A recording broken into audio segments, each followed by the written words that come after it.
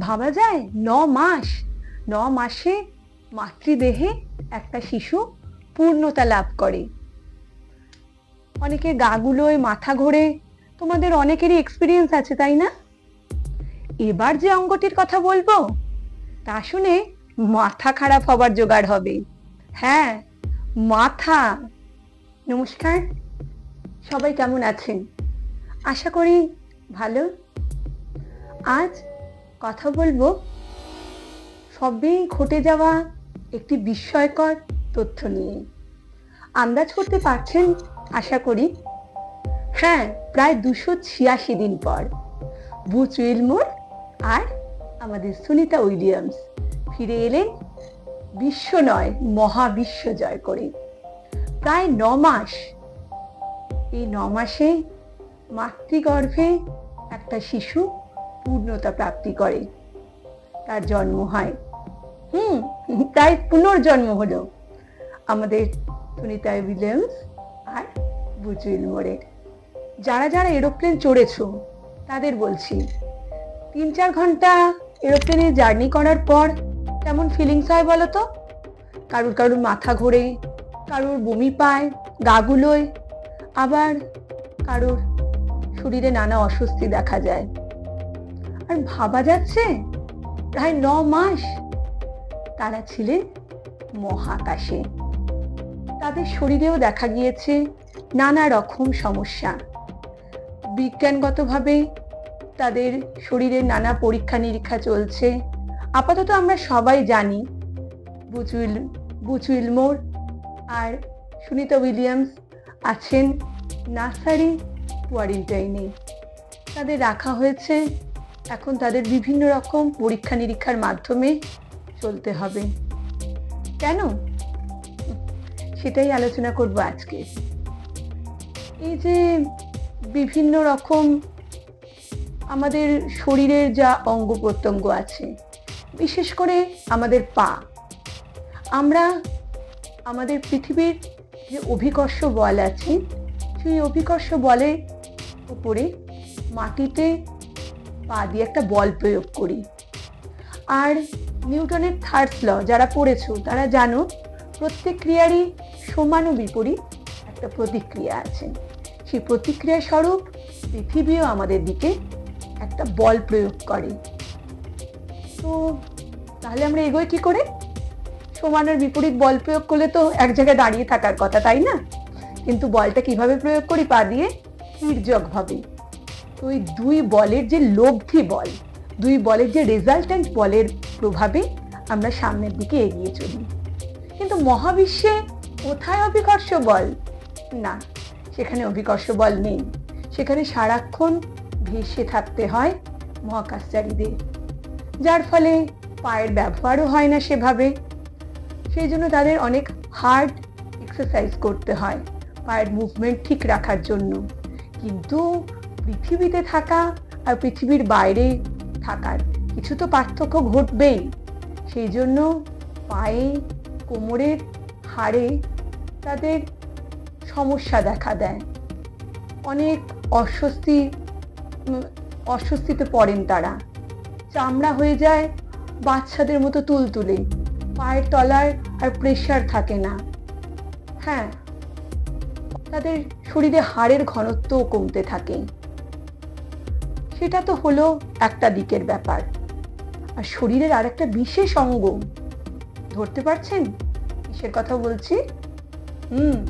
আমাদের হৃৎপিণ্ড অর্থাৎ হার্ট, তারও স্বাভাবিক কার্যক্ষমতা কিছুভাবে ব্যাহত হয়।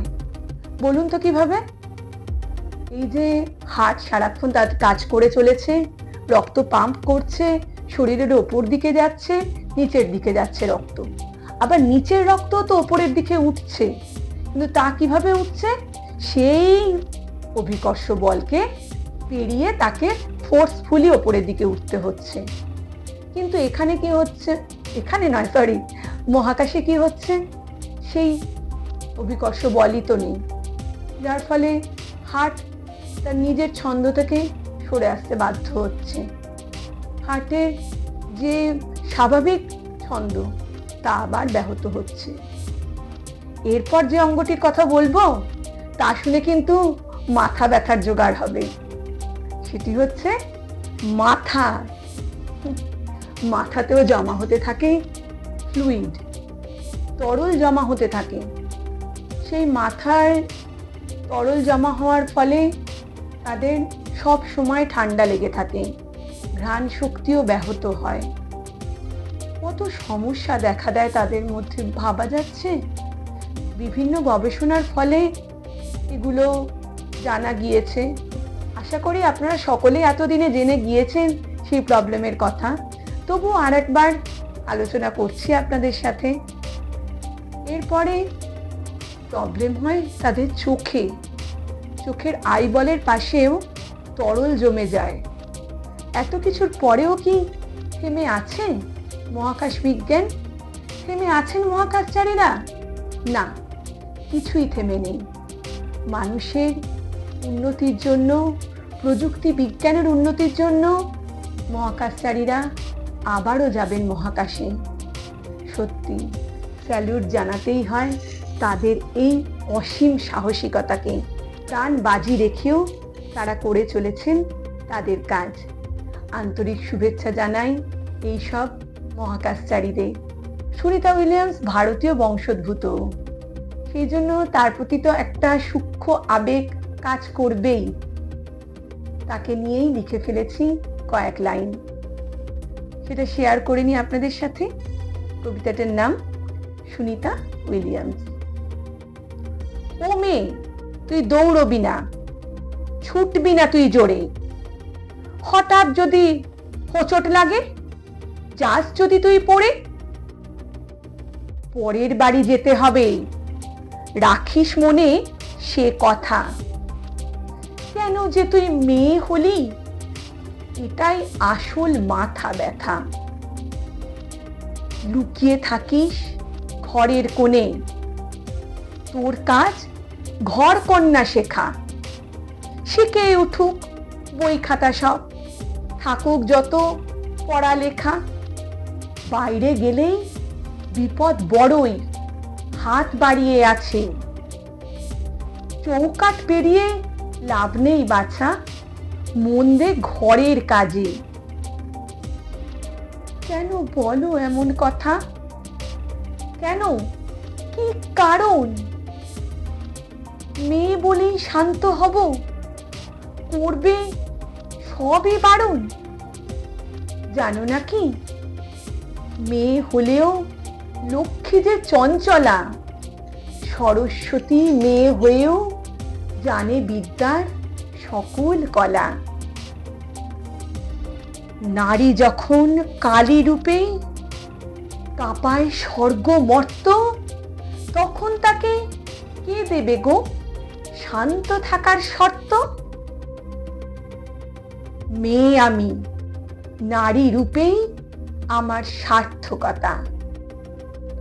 আমায় ঘিরে করতে হবে না তোমাদের মাথা ব্যথা। চৌকাঠ যদি নাই বা পেরোই, চিনব কি করে বিশ্ব? আসলে তোমাদের সব থেকেও তোমরা হলে নিঃস্ব। বিশ্ব কেন, মহাবিশ্ব জয় করলো যে নারী। প্রার্থনা করো আমরাও যেন সেই পথেই যেতে পারি। মানি না বাধা, অনুপ্রেরণা এখন একটাই নাম। যেতে পারি যেন সেই পথ ধরে। সুনিতা উইলিয়ামস। প্রাণের আবেগেই লিখে ফেলি কবিতা।